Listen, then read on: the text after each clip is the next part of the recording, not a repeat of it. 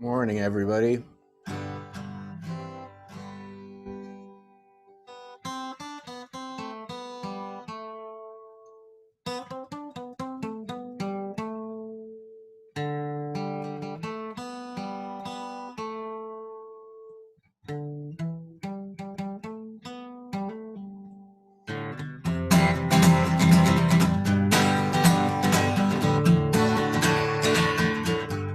Yahoo!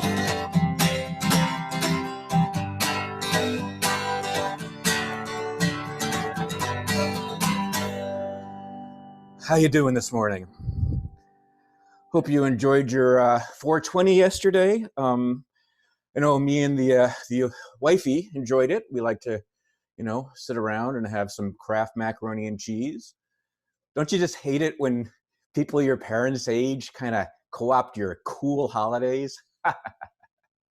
Well, wait till you're a parent. You're really going to enjoy doing that too. Anyway, I hope you're doing okay. I was thinking about you folks this weekend. So my son is 18. He's graduating from high school, and he just committed to college. And I thought about the fact that he's likely going to have to be home for the fall semester. And I thought, man, the first year of college, having to be home is tough. And I thought about you folks. I know a lot of you folks are freshmen, and I can imagine how hard this is for you. But we're going to get through this, I promise. And then you can celebrate and learn extra hard as soon as we do. And you guys really deserve to do that. I know my son does.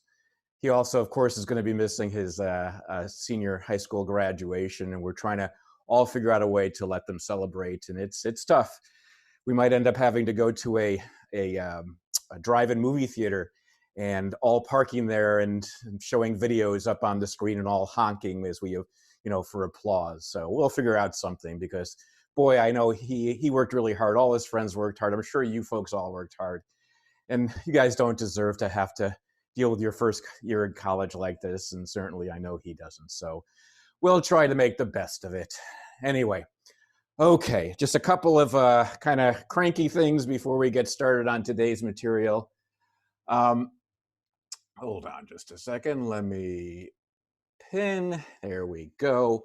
Oh, that will cheer you up, right? The sheep. Who doesn't get cheered up with sheep, right? And also, I wanted to remind you that the test will probably be, it looks like we've kind of confirmed the date. It will be 2 weeks from today. So is that May 5th, first Tuesday in May? And it will be so straightforward. You're going to cry when you see it out of happiness. You will be able to, of course, take it anytime you want on that day. So that will be Tuesday. You can take it during your class time. You can take it before if you want to wake up early, or take it, at the very last hour of the day if you want. You'll be taking it at home, of course. It will be open book, of course. The practice questions we've been providing have been very, very helpful, if you know what I mean. So make sure you remember those questions. And then I should mention, one of your wonderful student colleagues has actually been keeping records of all the questions. So I will be able to post them on our iLearn site. And those are good questions to look at for your exam, if you know what I mean. So just to remind you about this course and this quarter, I know this is so tough for all of you. We're going to make the course and the tests easier than they were. Okay, shh, don't tell anybody. But we want you folks just to learn, to be distracted, have a good time, and do well on the exam. So I think you'll find the exam very, very straightforward. I'll talk more about the exam as we get closer to the date, but I just wanted to mention that now so you can kind of organize your studying and all that sort of stuff. There won't be, I've gotten a couple questions about study guides. There really is no point in doing a study guide in a course like this, because you can just go right to the slides and take a look at the terms on the slides, and you'll figure out what to study. It will be very straightforward. There's really no help that I can provide there. However, what I will tell you is that the Monday right before your exam, we will dedicate some time of your discussion section for you to ask questions. So, I suggest that you study the weekend before the exam, go into your discussion sections on Monday, and your section leaders will be able to absolutely help you with any questions you might have. Again, it's going to be so straightforward. You're gonna cry with joy when you see it. You know, I see I've been getting a lot of questions here. Let me go ahead and just do a quick chat since I did mention the exam. Good morning. I feel like I'm back in New Zealand. Oh, I can't tell you how happy that makes me feel. As long as you don't feel like you're home at your desk or in your bed, anywhere I can take you today would be wonderful, even if it's to a really lousy rock concert. Okay. What about if I have? Okay, I'm not sure what that is, DSS. But okay, if there are any learning issues or anything like that, you will be given extra time if that's what that's about. That's fine. Oh, there is a study guide on iLearned under the slides. Wow. Okay. Huh. Okay. That's wonderful. Maybe that was from a previous quarter, and what I did is I brought, to make everything easier for you guys, I brought everything from previous quarters into this quarter's class so you could have everything available to you. So I will look to see if there's a study guide. I will make sure that the study guide is good. I don't want you, emphasizing the wrong stuff. That'd be a bummer if it's a guide there and it stinks. So I'll take a look at that. All right. Anything else about the first exam? As long as you're up awake. Most of the questions from the lecture, there are a lot from the book. Yeah. So as we discussed, most of the questions are from the lectures. There are a few questions from the book that won't be covered on lecture in the lecture or in discussion section. So that's important for you to know as well. And then the TAs have been doing such a great job with the discussion sections this quarter. I'm so impressed with how they've been able to compensate for the problems, of not seeing you guys live. That we'll definitely be asking questions from the section. And so it's important that you take a look at those. And I believe most of them have been recording. Most of the TAs have been recording their sections, at least one version of the section. So you'll have access to all those. And it will be, I would say 85 to 90% from lecture, and the rest split between the book and your discussion sections. Okay, anything else? Oh, someone posted the practice test. Oh, of course, there's practice test, but let me tell you this right now. Okay, I'm looking right at you. The practice questions I'm providing are better questions than the ones that are in that practice test. Okay, I'm telling you right now. Wink, wink. Okay, great. Anything else very quickly? We can get right into today's discussion on music perception. If not, good. Good, let's do that then. Oh, you know what I should do? I should get rid of this silly hat because I'm finding it distracting. There I am in all my bald glory. All right, let's go right to our material then that we were discussing last class. And let me remind you of the big picture, and then we'll talk about the specific material I ended with, realizing that that material is a little confusing for people. All right, sorry about this. Okay, sorry. Okay, here we go. So here's the deal. We're talking about music perception. And the big picture on music perception is pretty cool. The big picture is that the research is suggesting that you don't just become a musical expert from studying music like in school or through piano lessons or taking voice lessons or something like that. You become a musical expert by listening, which is really cool because I think most of us spend some of our day listening to music. I know I've been listening to more music as the quarantine's been going on. It's really, I find it absolutely, kind of soothing and reassuring and distracting and all that. And I imagine some of you too do the same thing. And by listening to music, especially listening to music you know fairly well and can kind of make predictions about what the next part is, it helps you become an expert listener. And so that's the big picture here, that you are much more of an expert than you realize and much more of an expert than we used to think listeners were. We used to think that these special skills were really reserved for either professional musicians or semi-professional musicians. We all have this expertise. And then we started talking about what some of these expertise things are, having to do with singing better than we realize, that our sense of pitch is better than we realize. Also, the fact that we remember songs in the key that we originally heard it in. Or that we most hear it in. And that's pretty impressive because, you know, you can switch keys among any of the 12 possible keys that exist. So, you know, your chance, you know, to be a chance performance would be 1 out of 12 guessing keys.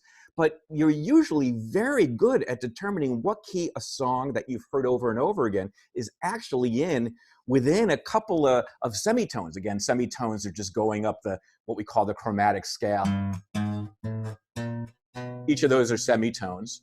And so rather than you know, maybe hearing Ground Control to Major Tom, Space Odyssey, Ground Control to Major Tom, okay? You might remember it in this key instead. Ground Control to Major Tom. Oh, sorry. Okay, which is just 1 semitone away. You could actually remember it in any of these keys. It could have been like this.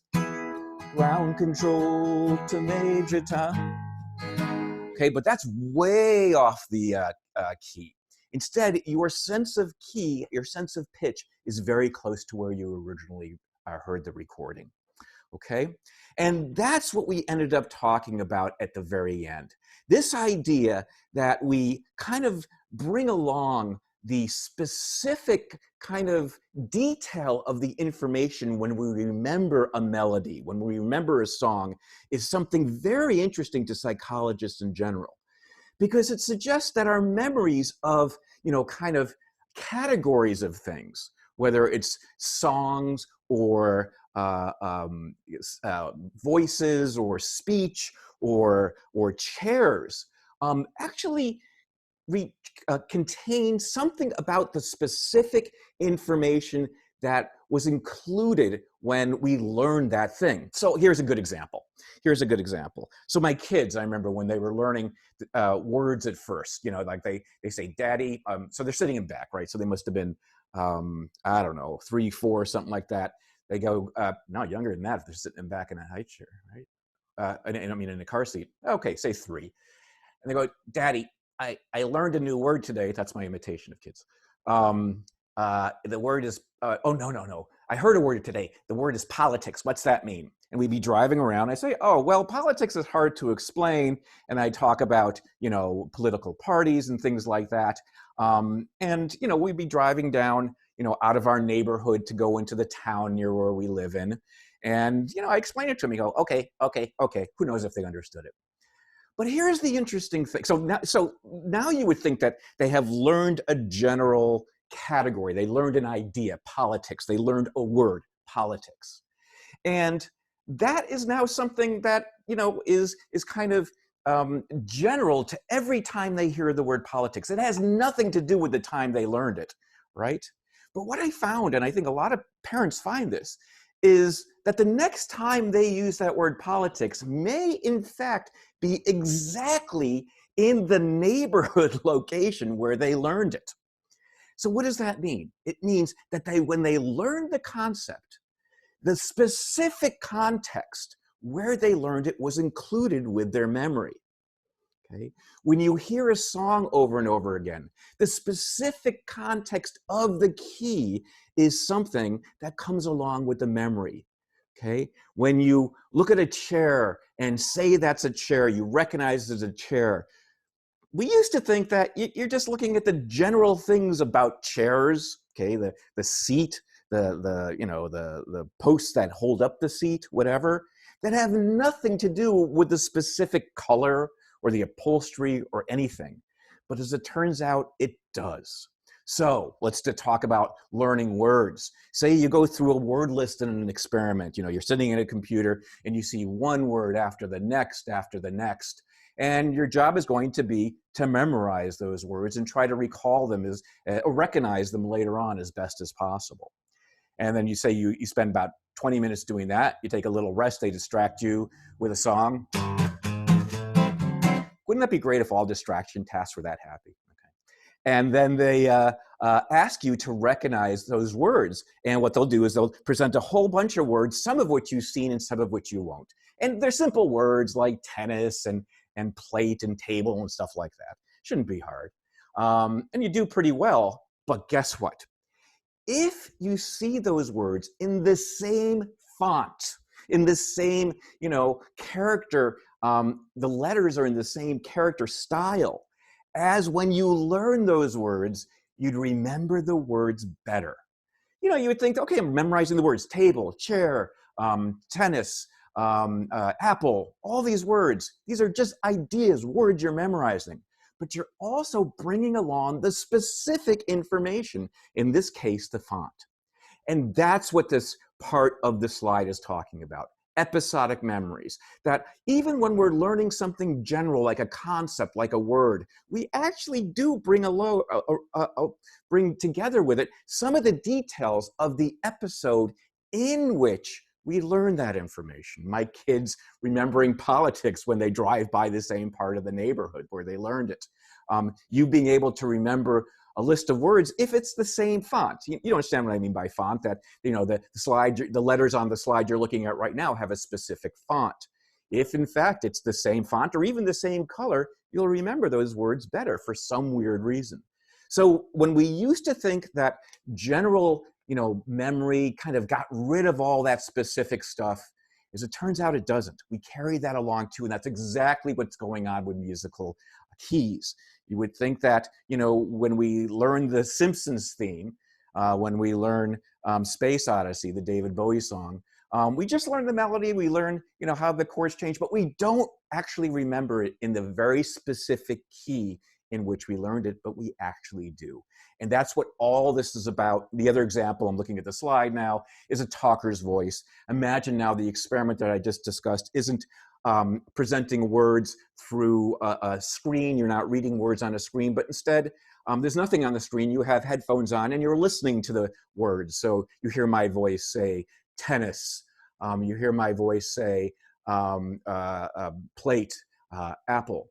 And then if during the test phase of the experiment, you hear my voice again saying those words, you'll remember those words. You'll recognize those words better than if you hear somebody else's voice in the test phase from the original presentation phase, in the part of the test. So you hear you're learning the words with my voice.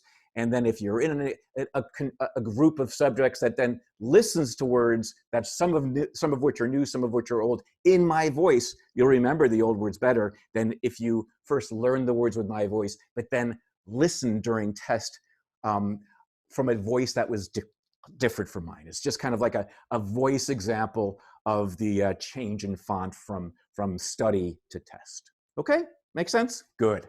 All right, then let's continue with the fun music stuff then.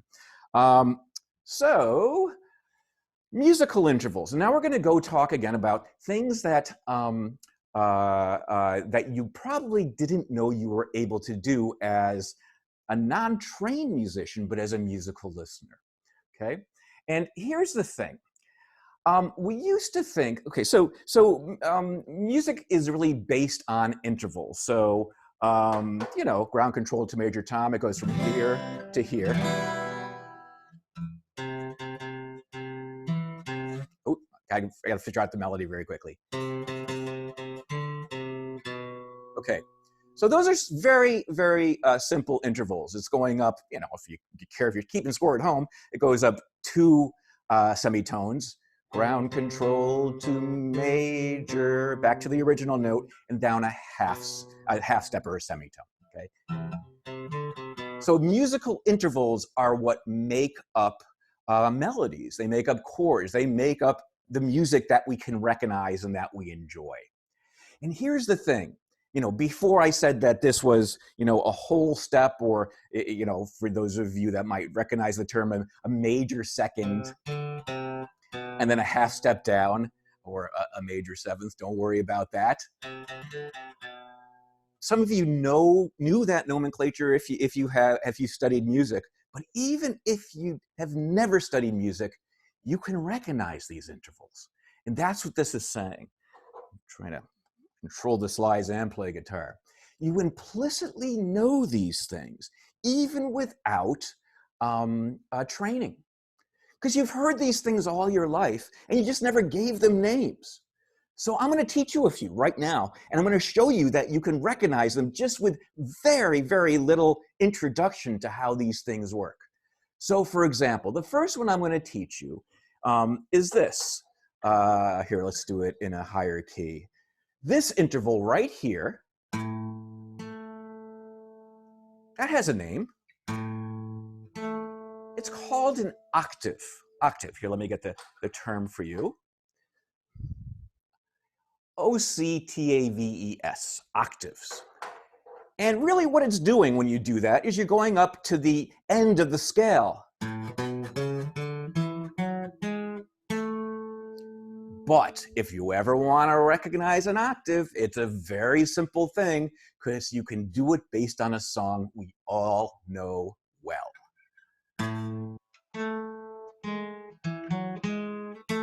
Right? Somewhere Over the Rainbow. It's a great example. I talk about it in some detail in the book because I think an octave is the kind of the largest pitch change within the scale. And I think it's a beautiful metaphor for the extent of a rainbow. So that's how I remember it. So Somewhere Over the Rainbow, when you hear this, so that's an octave. Okay, I'm going to teach you another one now. Just a few, just to show you know a lot more than you realize. The next one I'm going to teach you is a very common one that starts off songs. It's called a major third. Go ahead and write that down. I don't care that you know these names. I do care that you understand that you're actually hearing much more detail, nuance in music than you ever thought. Here's a major third. And if you need a song, I don't know what song you know this by, but I know it by Kumbaya.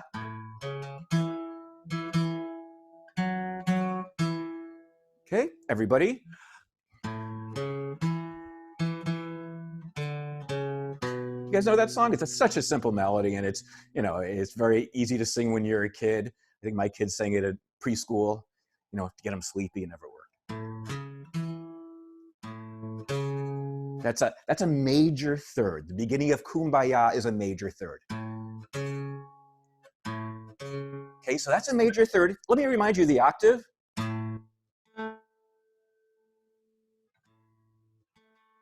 Okay, that's the octave. So now you know two different intervals. I'm going to teach you one more, and then I'm going to test you to show you how easy this is.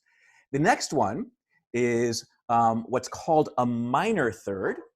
And a minor third, okay, is, let's see, like this. Now, the way I remember this one, again, is through the first song I ever learned, which is Smoke on the Water, right? Oh, Lester, I'll do it in A. That's actually not a good way to play Smoke on the Water, but that is close enough. That's the way I learned it when I was 12. Okay, so that interval is called a minor third, and there's lots of other songs you can use as your kind of melody mnemonic, your melody way of remembering it. Some people know this song as What Child Is Mine? Some people know this as Alas. I know it as Green Sleeves.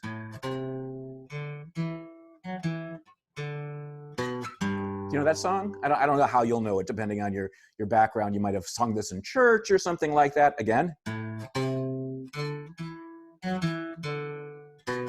Recognize that song? Good. Okay. So here's the deal.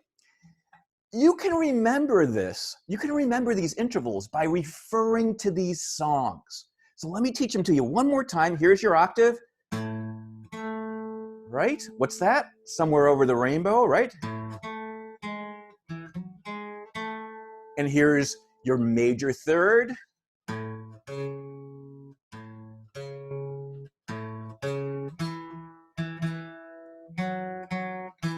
Right? Kumbaya. And then your minor third is like this. Okay, and that is now maybe best remembered with either Smoke on the Water or What Child Is This or Last, but it goes like this. Okay, right? And so now you actually know 3 musical intervals, and it's actually a much more impressive thing than you realize, because you can do this all over the piano or the guitar, and you'll always know this. And we're going to talk about that these different intervals carry kind of musical meaning with them too, which is really, really, really interesting. But let's test you, okay? So what I'm going to do, I'm trying to think of a way. I want to make sure you can't see these, but can hear them. So what is this that I'm about to play? What I'm about to play is one of these intervals, and I want you to tell me which one it is, just by, well, don't tell me, but just think to yourself or whatever. Which one is this? Is that the octave, the major third, or the minor third? You don't have to tell me. Hopefully you'll know. What I'm doing is I'm trying to hide my hand so you can't figure it out that way. Okay. And here's another one. Which one is this? Does that sound like Somewhere Over the Rainbow, Kumbaya, or What Child Is This? Again. And then finally, one more. Which one is that? Is it What Child? Is it Kumbaya or Somewhere Over the Rainbow? And hopefully you figured it out. I just did them right in order, just like that. Okay? Let me try this now. Let me change the key, and I bet you can still do it. All right, so I'm going to change the key a little bit, and let's see. Is this, I'm also going to change the order, so I'm going to make it a little bit harder. Which interval is this? Okay, sing your songs, everybody, to yourself. Hey, this is so easy. I used to make people sing it in class, in lecture hall. So this is really easy for you. Which one is this? Somewhere Over the Rainbow, Kumbaya, or What Child Is This? Yeah, Kumbaya, good. All right, let's try another one. Which one's that? Is that Kumbaya, or What Child Is This, or Somewhere Over the Rainbow? Right, Somewhere Over the Rainbow. And then finally, you know this one. Smoke on the Water. Okay? So the point here is, so you can do this in all keys. The point here is that you actually can hear a lot of these musical nuances that, you know, we used to think that only musicians can hear because they knew the words for them. They just said, oh, that's a minor third, a major third, an octave. You know, we thought that those were the people that could do this because they were taught the names. The only difference when it comes to this between you and a musical expert is that they were taught the names and you hadn't been yet, but you can hear them. Your brain can recognize them once they know what they are and they have a reference song. They can recognize them in a second. And it works out really, really well in that way. Okay? Cool. Let's go ahead and continue talking about this stuff and start talking about the deeper meaning of music. And so this has to do now with classical musical styles. Oops, just a second here. Oh, missing a slide on this. That's okay. And here's the idea between this. I know a lot of you aren't musically trained, but you have a brain that can actually hear the difference in musical styles of things like the Baroque period, the Classicist period, the Romantic and Neo-Romantic. Now, you might, again, not know those terms at all, which is fine. I was a music minor and I barely know these terms. But if you were asked to listen to piano pieces and rank them in how old they are or how new they are in terms of when they were written, you'd be able to do this. So for your information, you know, in terms of, you know, how musical history went, Baroque came before Classicist, and then that came before Romantic, and then Neo-Romantic came after that, if you're interested. But what's more interesting is that without ever knowing those terms, without ever knowing anything about musical history, if you were asked, you know, some of these pieces have been written a long time ago, some of these pieces have been written a little more recently, can you tell us the ordering in history of when these pieces were written? You can do it. Okay, so let's listen to these.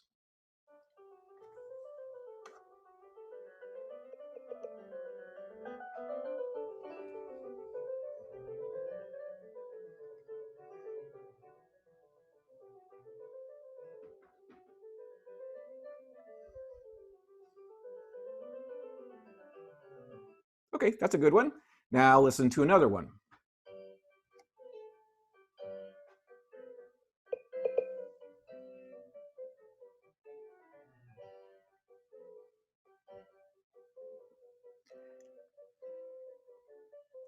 So these were actually pieces in the actual experiment that asked this question.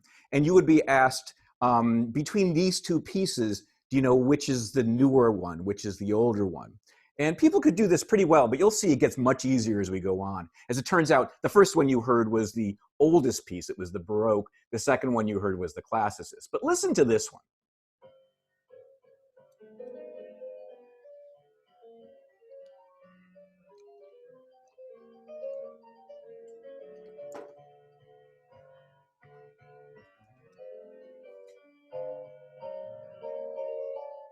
And then listen to this one.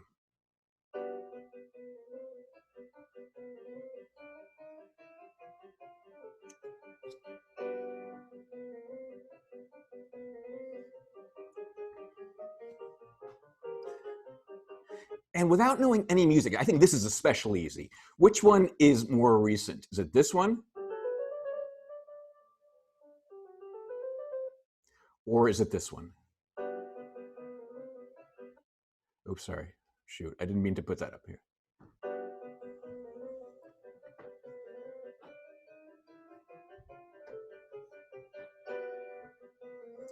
And here's the deal. People are able to do this. I mean, I hope you were able to tell that second piece I played was more modern. It was played more recently.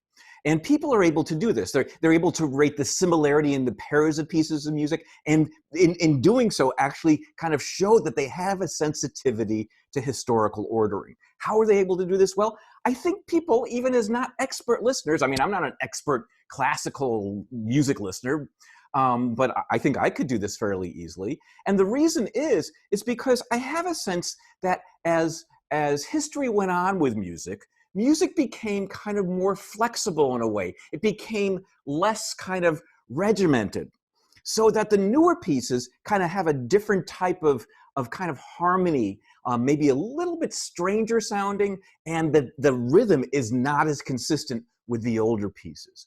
And think about this. This is kind of cool. You know, if you think about, classic art versus modern art, I don't know if you've seen a lot of these things people are doing but at home, but, they're finding, objects in their room and kind of taking them and posing in very famous paintings, like someone's trying to simulate the Mona Lisa and then put that, on the internet. It's kind of charming how this is working.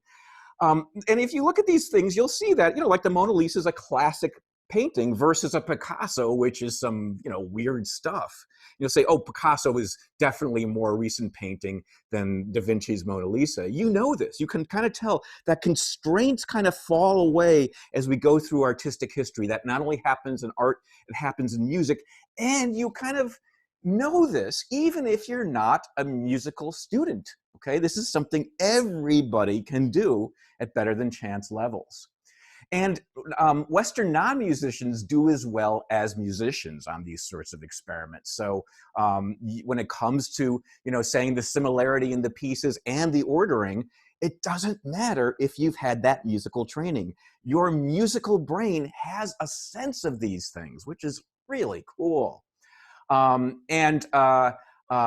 It does make a difference, and this maybe isn't surprising, whether you have some familiarity with Western musical styles or non-Western musical styles. So Indian ragas, for example, would be a non-Western style. And if you grew up listening to those, you'd be better with those than you would with the Western music, and vice versa, of course.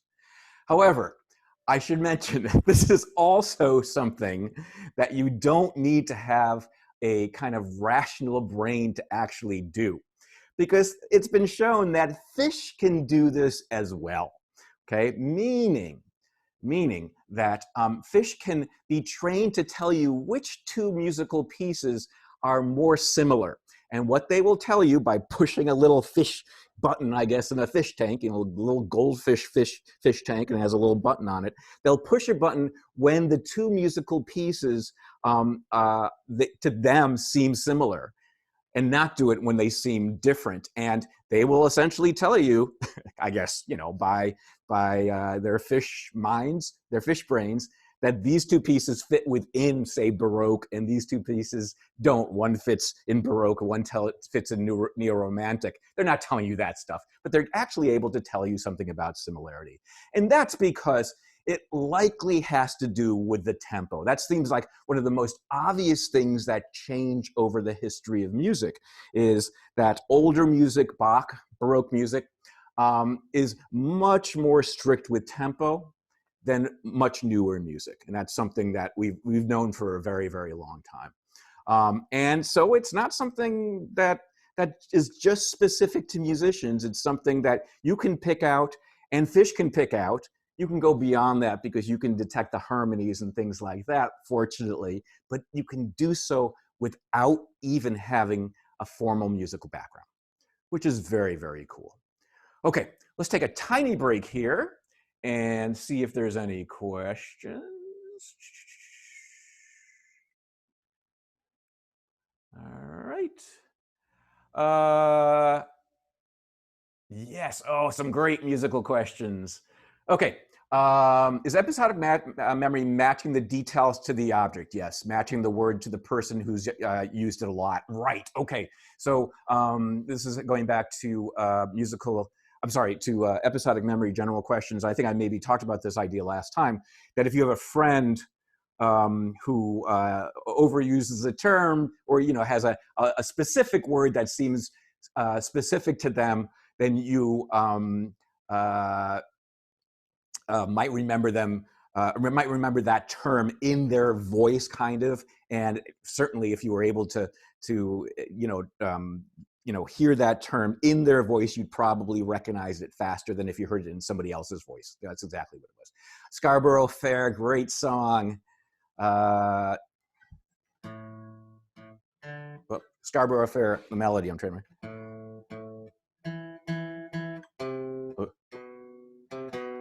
It isn't a minor key. That is a minor key. So the first interval, though, are you going to Scarborough Fair? That's a minor third right there. Alas, My Love is just the name of the song I was playing.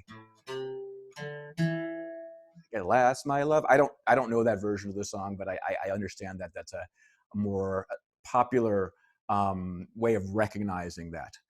Okay, other questions, or should we try a practice poll for you folks? That's it. Okay, that's fine. Let's go to a practice poll. And this is from last class. Yeah, let's do this one. I don't think we asked this one last time. The Prius problem.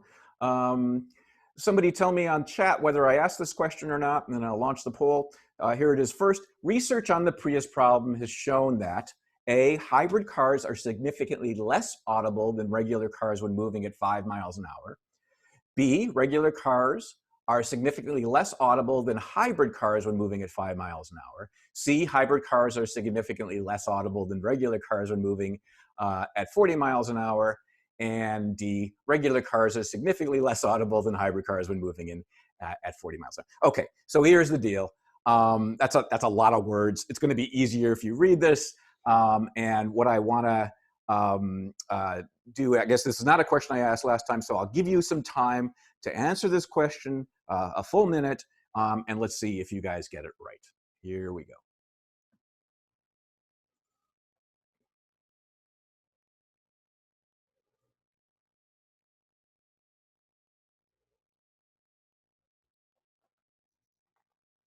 It's actually easy if you just read all the possible answers.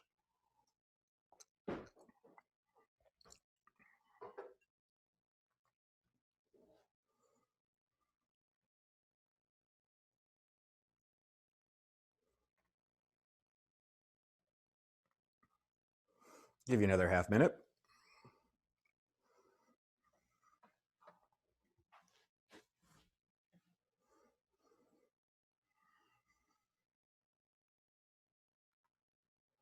All right, 15 seconds. It looks like most people have answered this question, but just give me another 15 seconds.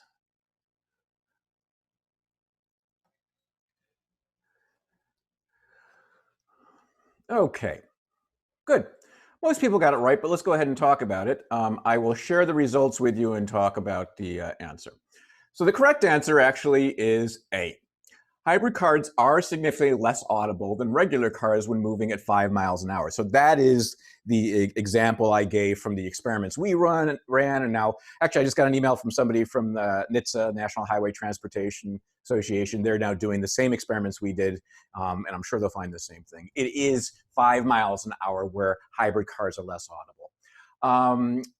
The other answer people gave are the C. Hybrid cars are significantly less audible than regular cars when moving at 40 miles an hour. That is not correct. Again, the cars have to be moving slowly in order to be inaudible. Once any car is going above, say, 20, 25 miles an hour, certainly 40 miles an hour, it's going to be audible because of a couple of things: the tire sound on the ground, the wind going over the car. So it is always the case that a hybrid car is going to be audible at 40 miles an hour. It's at slow speed. So that's the answer to that one. The other two, regular cars are significantly less audible. Regular cars, combustion engine cars, are not less audible in any conditions. It's always a hybrid or electrical, but it has to be going slow for it to be inaudible. Okay? All right, any questions on that? We will post that one too. So any questions about either music or cars or anything else you want to know? No? All right, then let's continue talking about music. And now we're going to get into some of the most interesting aspects of music. I really think this is the cool stuff about music, and I think you will too. This is, oops. Yeah, there's my sheep. Okay. So that gentleman right there, if you've read the book, you remember me doing an interview with an organist. And he was actually the last organist that would accompany silent movies in the 1920s, 1930s, before they became sound movies. Sadly, since the book was written, he passed on. He was 90-something. He was an amazing life. Very sweet man, great man. I thought interviewing him would be so interesting because what he had to do was kind of spontaneously translate the emotion in a movie's scene into music. So yes, you're familiar with some of these great composers for movies: John Williams, Danny Elfman, all these folks that compose amazing music for Star Wars and other movies. But what they're doing, of course, is they're kind of reading the script or watching kind of first drafts of scenes and stuff like that, and composing music over the course of sometimes a year or so. What this gentleman had to do is actually watch the movie as he was playing and doing it spontaneously. And I thought that was really interesting. What he is tapping into here is what we call music's deep structure. And this is where the meaning of music comes out, the idea of what the emotion can convey, and what kind of the phrase of a melody is, where a melody is going, where how quickly it gets there, and things like that. And so that's what we're going to be talking about. This stuff. This is the stuff like you're aware of your emotions being affected by music. This is really what we're talking about here, the deep structure music. Before we get into emotion, I wanted to talk about a couple of things. The first is that we're very good at determining variations on a theme. And actually, I don't have an example of this anymore. But if you were to listen to that Bach piece that you heard in the previous slide, what you would hear is that you'd hear a same theme over and over again. Oh, okay, I got it. Beethoven's Fifth. So you know how that goes. Da da da da. Right? That's the famous theme. Da da da da. That second phrase is kind of a little variation on the first theme. Okay, it's just in a different key. Da da da da da da da da.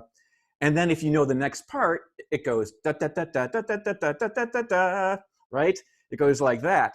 And that's also a variation on a theme. That kind of, that 1, 2, 3, that 4-note theme kind of, comes back, but now at a faster pace, right? If you think you're, the whole way through that melody that most of us know pretty well, it is variations on a theme. And it is something your brain is really, really, really good at, okay? That's not just true in classical music, it's true in popular music. The ground control to Major Tom. Ground control to Major Tom. You're hearing the same melody again with different words. Commencing, countdown, rock the town. I don't know the words. Okay, so it is the exact same melody with different words, and that is kind of a variation on a theme like that. But every melody that you find catchy has that sort of thing.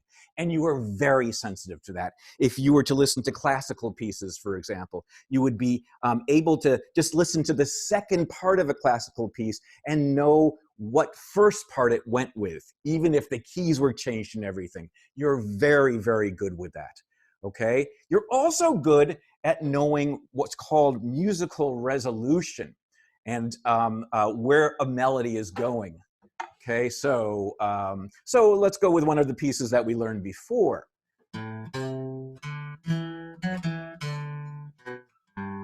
You know that it's ultimately going to resolve on this, right? Because that is the key. That's kind of signaling the key of the piece.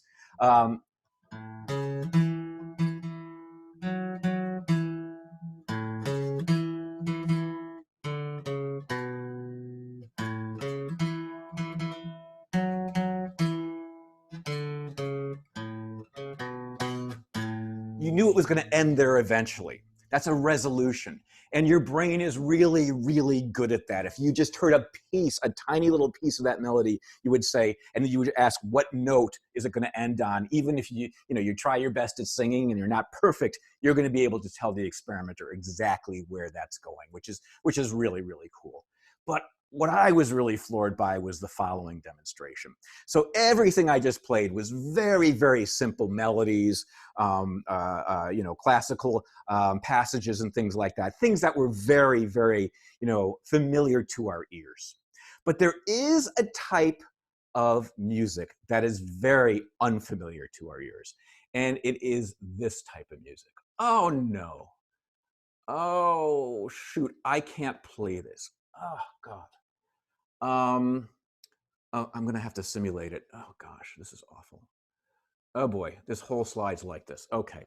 I'm going to have to post these demonstrations. For some reason, this slide didn't come out well, and the movies can't play. I can't play the audios. But I'm just going to have to demonstrate it on guitar. Oh, lucky you. Okay. The type of music I'm talking about that you're unfamiliar with is this. Okay. It's called atonal or 12-tone music. And it is the music that maybe you do have some familiarity. What would this be? Maybe this is from a movie. Let's see.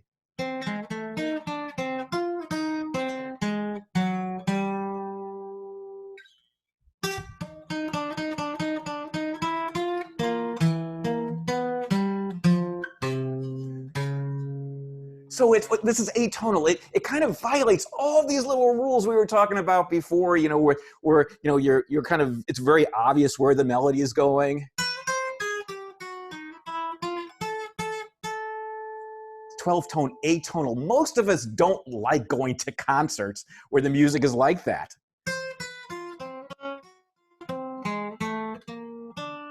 You might hear that in a movie, a scary movie or something like that, when it's getting especially scary.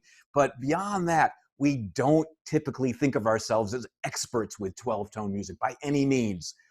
But here's the deal. You are still sensitive to themes and variations within this type of melody, if you want to call it that.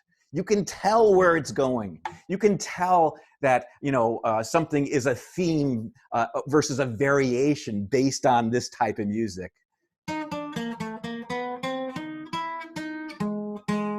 It sounds weird. It sounds random, but it's not completely random. Just if you're interested, the way this works is, the composer will sometimes take a melody like that that's really, really weird, and to get a variation on it, what they'll do is they'll just flip around the music and play it backwards. Okay, they'll ask the musicians to play the notes in the reverse order from what they just played. Or they'll take the sheet music and they'll turn it upside down and say, now play these notes. And even though it seems like intentionally random, your little musical brain can hear the themes and variations. It can hear the rules, even if you've never heard music like that before, which just floored me. And this has been now replicated in a number of different experiments. Even music we feel like we don't have any familiarity with, we don't have any, we can't have any kind of make sense of, it still allows us to have a sensitivity to where the piece is going, whether a piece in the beginning is related to a piece at the end of the same song. All of that stuff we seem to have a lot of sensitivity to. Okay, let's go on and talk about emotion in music. And here's the thing, and maybe this isn't that surprising to you. You have an uncanny ability to be able to recognize the emotion that's conveyed in a song. Okay, I have a couple of examples of this on the previous slide. Let me just go ahead and play those. So, is this a happy or a sad piece? Oops, sorry.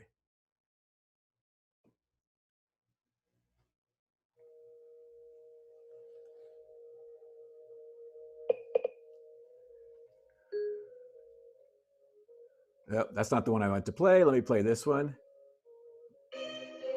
Wait, no, that's not it either.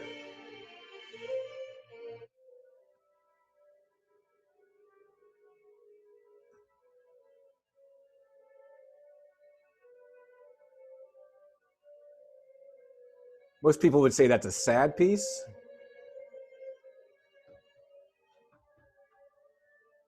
That's not working well. Okay, that's no problem. Let's do it this way instead. I'll play guitar for you. Okay, so let's go with the songs we know. Is this a happy or sad piece?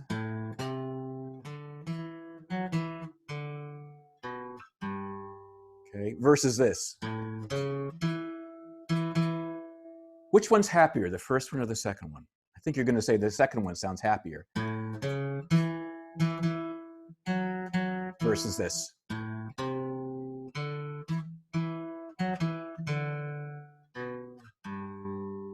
Okay.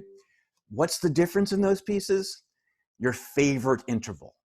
The major third versus the minor third.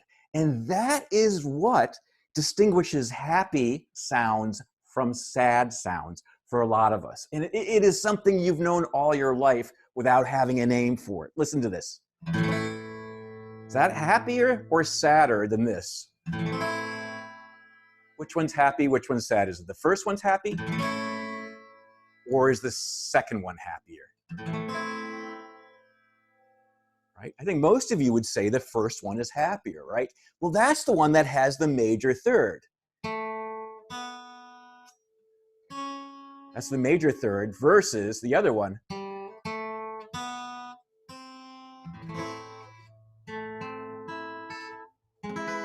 Right? You guys all know that. Stairway to Heaven. It's in a minor key, all right? And we consider that a sadder song than, I'm trying to think of what you would know that has that key, that chord in it. Well, it just sounds happier. It just sounds absolutely happier. And you can categorize these things based on 1 second of a song. Okay, you can categorize that based on 1 second of a song. So if I had played that for you, right?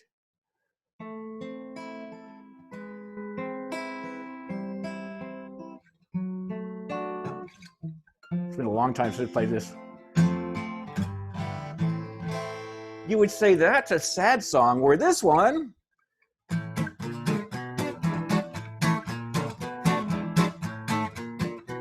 some of you left your cameras on. I saw you dancing. I'm kidding. Anyway, that second one sounds so much happier than, and you could probably tell immediately whether it was happy or sad. So what is distinguishing a happy song from a sad song? Well, a couple of things. First of all, it is that major and minor tonality, that major third versus the minor one. Okay? It's also the rate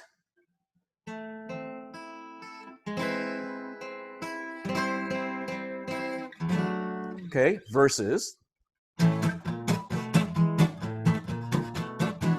it's an old jazz song, you don't need to know it. But the rate of the second one is so much faster. And other things like the pitch range. So how much range is in the melody? This is, there's a lady I know, you know, da da da da da da, right? There's very little pitch jumping in that. Where something like, oh boy, I'm trying to think of a good song that has a good pitch range, a fast, happy pitch range. 'Cause I'm happy, da da da da da da da da da da da da da. Okay, so that has a lot of jumping around in the melody. Okay, so why is it like this? I mean, it's one thing. I mean, it's all intuitive to us. Happy, sad. If it's fast, it's happy. If it's slow, it's sad. And if the range of the pitch is large, it's happy. If the range of the pitch is low, is less, you know, the range of the melody in pitch is less, it's typically sad. Why would that be the case? Well, let's leave this major and minor tonality, major and minor third thing off for a second and just talk about rate and pitch, okay?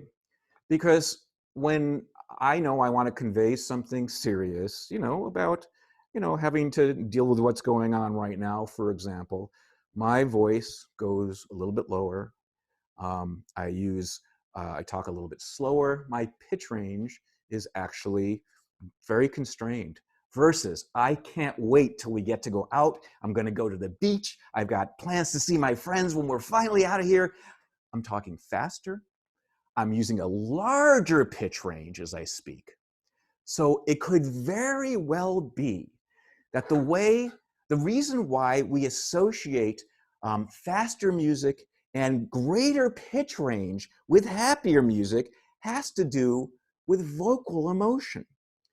This is actually true of music all around the world, regardless of the tonality, whether it's a minor or major tonality. It is true of music all over the world that happier music tends to be faster and tends to have a larger pitch range, which could very well have to do with the way we use our own voices to convey sadder things that are a little bit more, you know, I guess, you know, introspective versus all the great things we're going to do when we finally get out.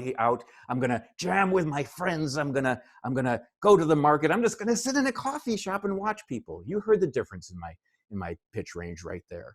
So that could actually be related to voice emotion, which is really interesting. It suggests that what you might think are arbitrary aspects of these differences are really related to something very real. Okay, musical emotion is related to voice emotion. That major and minor thing is interesting because it used to be thought that not all music was across all musical cultures had this happy, sad distinction between major and minor. So again, this is it. Versus, okay.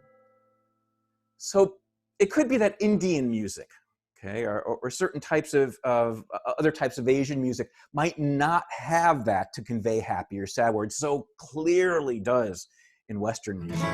Okay? But there's some rethinking about that. There might be some universality about it. Okay, I think the jury's still out. When I wrote the book, it was thought that no, that's not something. But I've been talking to friends that study music, and they say, well, there's some interesting things that exist in Eastern music, non-Western styles of music, where they do have something like a major and minor tonality. Hey, you want to hear something interesting? I took one lesson on sitar. I don't know if any of you have any experience with sitar music, but just for fun, I just wanted to see what it was like. I was interested, and I was talking to the instructor, and he said when they teach scales to new students, especially younger students, they don't give them kind of a letter name and, you know, say this is an A minor scale, this is a G major scale. They take the actual feeling of the scale and convey it that way. It's kind of hard. They'll say that, you know, this is not one of the examples that he gave me, but this is the happy scale. This is a sad scale. Oh, sorry, let me do that again. That would be sad. There's different types of sadness. Actually, it brings up an interesting point, because we can actually hear more than sad and happy, I think, in chords. Happy, sad. Okay. Well, what about this? How would you describe this chord? It's happy. I would say it's happier than sad, right? I want you to think about this. That's a nice chord, huh? Is that happier or sad? I would say it's happier, but I would say there's something else there. Here's your typical happy chord. That's the one I played before. But what is this? How does this differ in terms of emotion? To me, it sounds happy, but kind of relaxed maybe, or kind of, I don't know, soothing. It's called a major seventh chord, and musicians use it all the time to convey kind of relaxation or soothing, or sometimes, you know, the emotion of love or something like that. Let's see. That type of sound is often, you know, kind of like some sort of, you know, satisfying love experience or something like that, versus this chord. Okay, here's your sad chord. But what type of sad is this? It's a different type of sadness. It's kind of here. So it's this versus this. It's actually here. It's a sadness, but there's a certain kind of, I don't know, kind of like a cynicism with her. Maybe not a cynicism, but a kind of, I don't know, control you feel. So it would be like this. That's pure sad. And this is maybe sadness kind of understood. I don't know. I'm just making things up. But the point is here is whether or not you have the same experience of emotion, of kind of introspection that I get from chords, right? The fact that just changing notes here and there can do it is pretty cool, okay? And so I think this is something that occurs, again, for all of us. Let's see some other examples. Oh, shoot. Oh, this is my favorite example, and I can't do this. Oh, I'm going to have to... I can't do it. I can't do it. Okay, let me very quickly pull up Spotify. Sorry about this, everybody.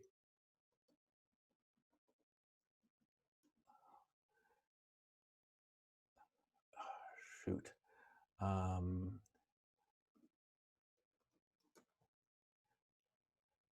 There we go. Let's listen to this.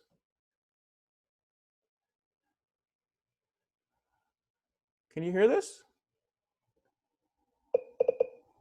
Uh-oh. What's going on here?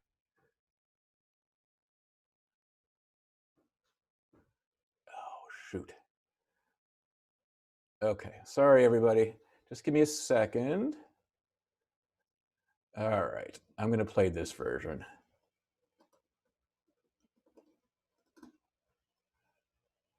Okay.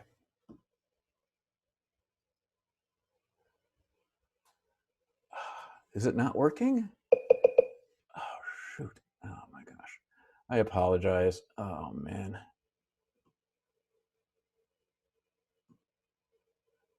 Let me try this again. I have no idea why it's not playing through this. Oh, my gosh. Okay, I can't get it to play on anything. I apologize. Oh, shoot. Okay. Let me just finish the slide and I'll get it to work and I'll post it on it. This is a wonderful example, and I don't know why it's not working now, called Peter and the Wolf. And what it does is it gives some really great examples of musical metaphor. So there's different animals that are in a story about a little boy, you know, hunting a wolf and with his animal friends. And there's great instruments that are used to convey the different animals and things like that. It's just terrific. And then finally, I'll just talk about Bob Mitchell, this silent film organist. And what he shows is that he can do this wonderful job of matching music to movie scenes. And not only is he able to do this, but we're all able to do this if we are given a choice of, here's some musical pieces on your computer, here's some movie scenes, make matches between what you think the original movie scenes, and these were movies that people had not seen before, at least not regularly seen before, which music went with which scene, and people are outstanding at this, regardless of whether they have any musical experience whatsoever. Okay, I apologize for this slide. I don't know why it broke with the music, but let's take a few second break here and see if we have any questions at this point. All right. So, oh, very good question. So resolution is in music is just the idea that it's going to the kind of note that kind of indicates the key. So we did it like this. Oops.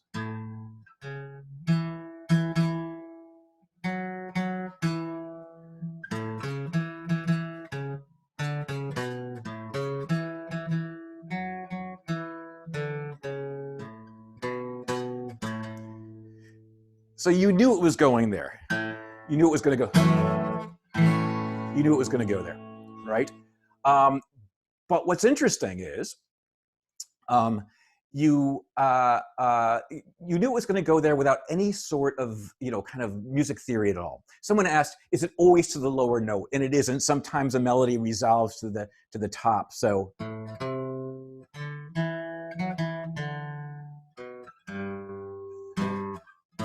that now that is resolved up. Okay, just like that. What's the most important thing to know about major and minor tonality? It's just the idea that that it is a way of conveying emotion. That's kind of the most basic emotion in Western music. It's happy music versus sad music. And the difference is just one note. Okay, if you watch my hand here, you can see I'm just changing one note versus I'm just moving this note here. And it is the most recognizable conveyance of emotion in Western music. It's just that different from a happy note to a sad note, basically, the major third to the minor third. And musical metaphor is just the idea that music can convey, can represent things. It can represent, I see the example of Peter and the Wolf, so good. I wish I could play it for you. I don't know why it's not working right now. But there's different musical passages. I'll certainly post it on iLearn. There are different musical passages that sound like the animals that are being conveyed. So for some reason, we all have a kind of sensitivity to how music can convey not only emotion, but can convey like movement and can convey the movement of a cat versus a duck. And I feel so bad that I can't play it for you. Okay. Other questions, or should we do another poll? Let's do a poll really quickly. Okay. This will be an easy one. They're all easy if you ask me. All right. Your memory of a TV theme song is likely in the key of the rhythm, the key and rhythm that's easiest for you to sing, the key or nearly the key and rhythm of the original song, in nearly the key of the original song, but at a rhythm that's easiest for you to sing, is in the key easiest to sing, but in the rhythm of the original song. So again, your memory of a TV theme song is based on the original one you heard, or does it have something to do with how easy it is for you to sing, either in rhythm or the key of singing? Let's see what you get.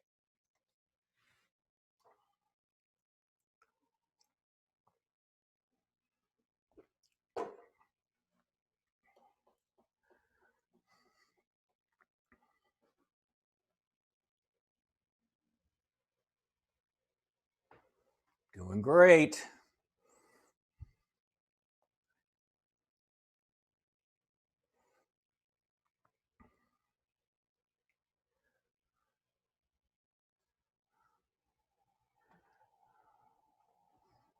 Very impressed. Okay, you're almost done.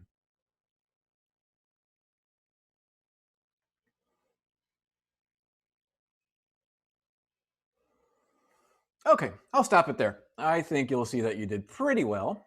When it comes to remembering songs, we remember it in the key and at the rhythm, at the pace with which we most heard it. Okay, the original song. So what you should think about when you see a question like this is the Simpsons theme. Would you remember it at the right pace? Da, da, da, da, da, probably. Okay. And would you remember it at the right key? And I demonstrated pretty close to the right key. So the answer is absolutely B. In the key that's easiest for you to sing, no. That might have a tiny, tiny bit of a, if you can't sing a song really, really fast, then maybe that would be affected, but no. The best answer by far is B, in the key and rhythm of the original song, in nearly the key in nearly the key of the original song, but the rhythm easiest for you to sing, those are all wrong. Okay, is anybody else having problems hearing me? Somebody said, I can't hear you. Anyone else having problems? Please let me know. Can you hear me okay? Say yes or no. Anybody? Yes, yes, yes, yes. Did I get quieter? Everyone's saying yes. Thank you, thank you. Oh, okay. No, you didn't get quieter. Okay, that's fine. Okay, good, thank you. So now you have a choice. Do you want me to sing a song or change into a banana? Your choice. Sing a song or a banana. Let's see what people say. Sing, sing, sing. Change into a banana. Sing, sing. You're gonna. You can't. Singing banana. Singing banana. Do you want the singing banana? I could definitely give you both. Okay, you're getting the singing banana. Here you go.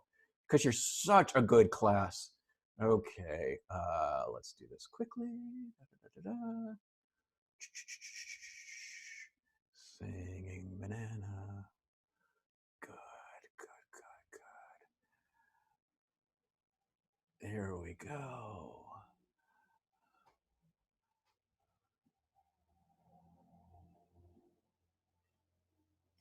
There I am. Well, you can't see the guitar anymore, but that's okay, right? I assume you can hear me? Yeah, good.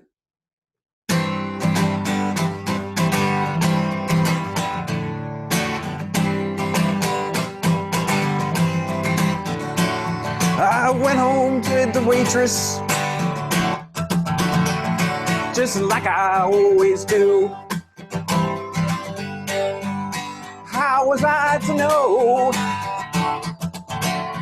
she was with the Russians too?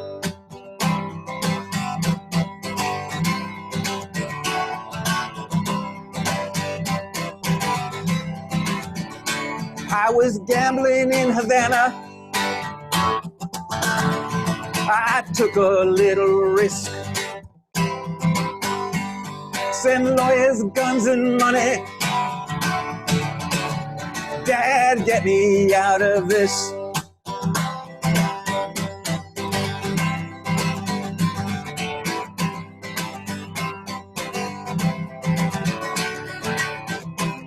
I was the innocent bystander, and somehow I got stuck between the rock and a hard place, and I'm down on my luck. Yeah, I'm down on my luck. I was hiding in Honduras. I'm a desperate man. Send lawyers, guns, and money. The poop is hit the fan.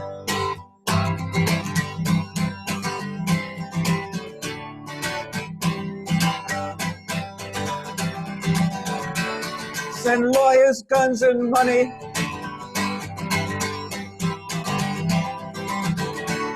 Send lawyers, guns, and money.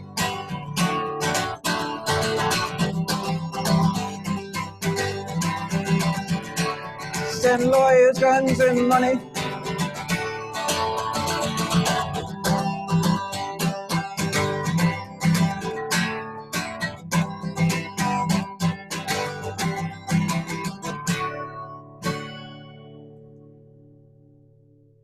Okay, see you next class, everybody.